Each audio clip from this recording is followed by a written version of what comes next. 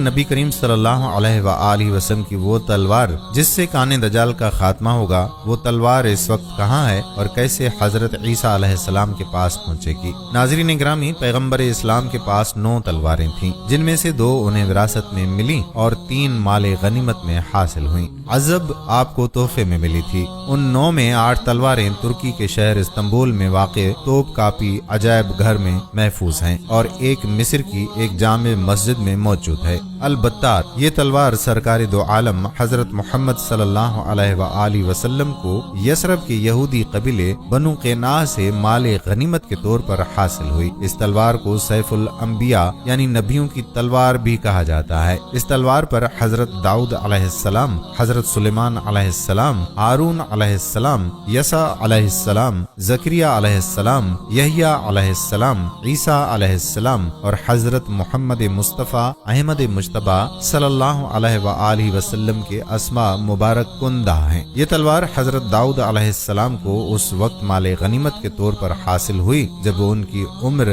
20 سال سے بھی کم تھی۔ اس تلوار پر ایک تصویر بھی بنی ہوئی ہے جس پر حضرت داؤد علیہ السلام کو جالوت کا سر قلم کرتے دکھایا گیا ہے، جو اس تلوار کا اصلی مالک تھا۔ تلوار پر ایک ایسا نشان بھی بنا ہوا ہے جو بترا شہر کے قدیمی عرب باشندے البادیون اپنی ملکیتی اشیاء پر بنایا کرتے تھے۔ بعض روایات میں یہ بات بھی ملتی ہے کہ یہ وہ تلوار ہے جس سے حضرت عیسیٰ علیہ السلام اس دنیا میں واپس آنے کے بعد کان دجال کا خاتمہ کریں گے اور دشمنان اسلام سے جہاد کریں گے۔ تلوار کی لمبائی 101 سینٹی میٹر ہے اور آج کل یہ تلوار ترکی کے مشہور زمانہ عجائب گھر توپ کاپی استنبول میں محفوظ ہے۔ الماسور، یہ تلوار حضور صلی اللہ علیہ وآلہ وسلم کی بنی ہوئی ہے اور دونوں اطراف سے مڑا ہوا ہے۔ مزید خوبصورتی کے لیے اس پر زمرد اور فیروزے جڑے ہوئے ہیں۔ تلوار کی لمبائی 99 سینٹی میٹر ہے اور یہ تلوار بھی ترکی کے مشہور زمانہ عجائب گھر توپ کاپی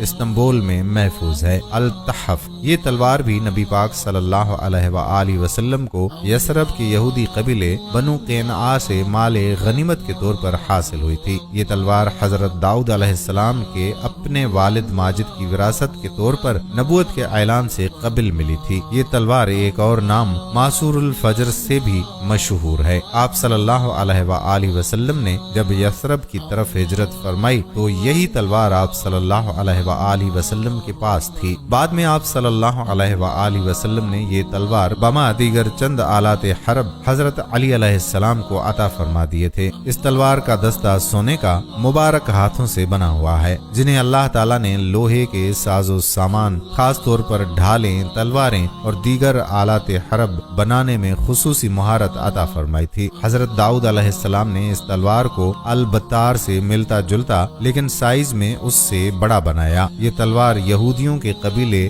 لاوی کے پاس اپنے آبا و اجداد بنو اسرائیل کی نشانیوں کے طور پر نسل در نسل محفوظ چلی آ رہی تھی، حتیٰ کہ آخر میں یہ ہمارے پیارے نبی صلی اللہ علیہ وآلہ وسلم کے مبارک ہاتھوں میں مال غنیمت کے طور پر پہنچی۔ تلوار کی لمبائی 112 سینٹی میٹر اور چوڑائی 8 سینٹی میٹر ہے۔ یہ تلوار بھی ترکی کے مشہور زمانہ عجائب گھر توپ کاپی استنبول میں محفوظ ہے۔ الذوالفقار، ناظرین یہ تلوار ہمارے پیارے نبی صلی اللہ علیہ وآلہ وسلم کو غزوہ بدر میں مال غنیمت کے طور پر حاصل ہوئی۔ تاریخی مطالعے سے یہ بات سامنے آتی ہے کہ بعد میں آپ صلی اللہ علیہ وآلہ وسلم نے یہ تلوار حضرت علی علیہ السلام کو عطا فرما دی تھی۔ غزوہ احد میں حضرت علی علیہ السلام اسی تلوار کے ساتھ میدان جنگ میں اترے اور مشرکین مکہ کے کئی بڑے بڑے سرداروں کو واصل جہنم کیا۔ اکثر حوالے اس بات کا اشارہ دیتے ہیں کہ تلوار خاندان حضرت علی علیہ السلام میں باقی رہی۔ اس تلوار کی وجہ شہرت یا تو 2 دھاری ہونے کی وجہ سے ہے یا پھر اس پر بنے ہوئے 2 نوک نقش و نگار کی